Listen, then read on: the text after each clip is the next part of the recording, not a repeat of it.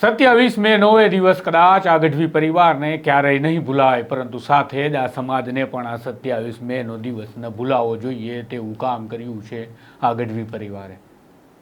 27 many રાત્રિના રોજ 6 મહિનાના આલયબા કુદરતના ખોળામાં જઈ રહ્યા હતા અને કુદરતના ખોળામાં જતા હતા ત્યારે પરિવારને લાગી રહ્યું હતું કુદરતની આ કેવી ક્રૂર મજાક છે અમારી સાથે, આ કેવો ખેલ કર્યો છે. પરંતુ બીજી તરફ ઈશ્વરની કૃપા આ ત્રણેય ભાઈઓ પર વરસી રહી હતી અને ત્રણેય ભાઈઓએ વિચાર્યું કે આપણી દીકરી ઈશ્વર પોતાના ખોળામાં ભલે લઈ લેવા ઈચ્છતો હોય, પરંતુ આ સંસારની અંદર આપણા આલયબા જીવિત રહેશે. આપણે વિગતવાર વાત કરીએ કે સરાહના કરવી પડે તેવું કામ કર્યું છે રાજકોટ શહેર પોલીસના એક કોન્સ્ટેબલે અને તેની સાથે તેના પરિવારે. વૈષ્ણવજન તો તેને કહીએ જે પીડ પરાઈ જાનાને રે. નમસ્કાર, હું છું આપની સાથે તુષાર વસિયા. નવજીવન ન્યૂઝમાં આપનું સ્વાગત છે. રાજકોટ શહેરના એ ડિવિઝન પોલીસ સ્ટેશનની અંદર ફરજ બજાવી રહેલા પોલીસ કોન્સ્ટેબલ રઘુવીરદાન ઈસરાણી એટલે કે રઘુવીરદાન ગઢવી પરિવારમાં 3 ભાઈઓ છે. જે ગઢવી પીએસઆઈ તેમના ભાઈ છે, તેમના અન્ય એક ભાઈ ગુજરાત હાઈકોર્ટમાં ફરજ બજાવે છે, જ્યારે બહેન ગુજરાતના સચિવાલયમાં ફરજ બજાવે છે. આમ શિક્ષિત પરિવાર છે. રઘુવીરદાન ગઢવીના 6 માસના દીકરી આયલબા કે જેઓની સાથે કુદરતે ખબર નહીં એવું શા માટે કર્યું કે તેના શરીરની અંદર રહેલા 2 અંગો લીવર અને કિડની અચાનક ખરાબ થાય છે. જ્યારે રૂટીન ચેકઅપમાં આ ઘટના સામે આવે છે ત્યારે તરત પરિવાર દોડવા લાગે છે કે આયલબાને બચાવી લઈએ. અમદાવાદમાં આવે છે.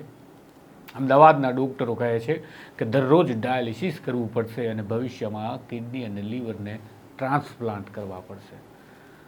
ગઢવી પરિવારના આ 3 ભાઈઓ વિચારે છે કે આપણે ટ્રાન્સપ્લાન્ટ માટે કોઈ અન્ય વ્યક્તિના ઓર્ગન આપણે લેવા પડશે.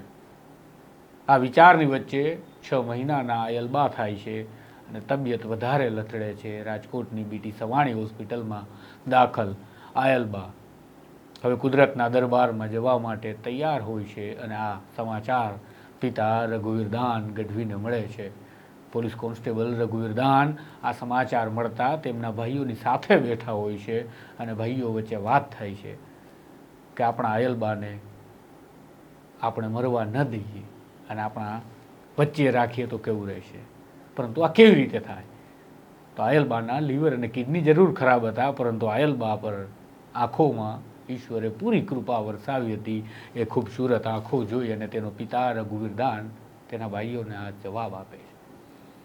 ભાઈઓ તૈયાર થાય છે. પરિવારને સમજાવવો થોડો મુશ્કેલ હોય છે, એમાં ખાસ તો પરિવારની મહિલાઓ. પરંતુ આખરે આયલબાની માં પણ કહે છે કે હા, આપણી દીકરી કોઈની આંખોમાં તો જીવતી રહેશે. અને આમ આયલબાની આંખોને દાન કરવાનું એટલે કે ચક્ષુ દાન કરવાનું નક્કી થયું અને આયલબાના નેત્રોનું દાન કરવા માટે તૈયારી શરૂ થઈ. રાજકોટ સિવિલ હોસ્પિટલ દ્વારા આ તમામ કામગીરી પાર પાડવામાં આવી અને આયલબા આજે અન્ય એક જીવની અંદર આંખોના સ્વરૂપમાં જીવે છે. ભલે આપણા નિયમોને અનુસાર, અને વાત સારી પણ છે કે આંખો હવે કોને મળી એ ક્યારેય કોઈને ખબર ન પડે, પરંતુ આયલબા આજે પણ આ ધરતી પર છે તેનો તેના મા બાપને ગૌરવ છે. સાથે જ આ દુઃખની અંદર ક્યાંક ને ક્યાંક તેમને હળવાશ પણ થઈ હશે.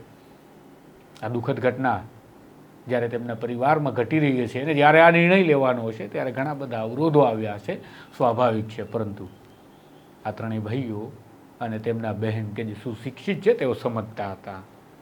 અને રઘુવીરદાનને મેં જ્યારે પૂછ્યું કે તમને આવો વિચાર આવ્યો, શા માટે આવ્યો, ત્યારે તેમણે કહ્યું કે હું પણ વિચારતો હતો, મારો પરિવાર પણ વિચારતો હતો કે ભવિષ્યમાં જો અમારે પણ આયલબાના અંગને ટ્રાન્સપ્લાન્ટ કરવાના થયા હોત તો અમને પણ કોઈ દાન આપતું ને અને અમારા પરિવારમાં ઉજાસ આવતો ને.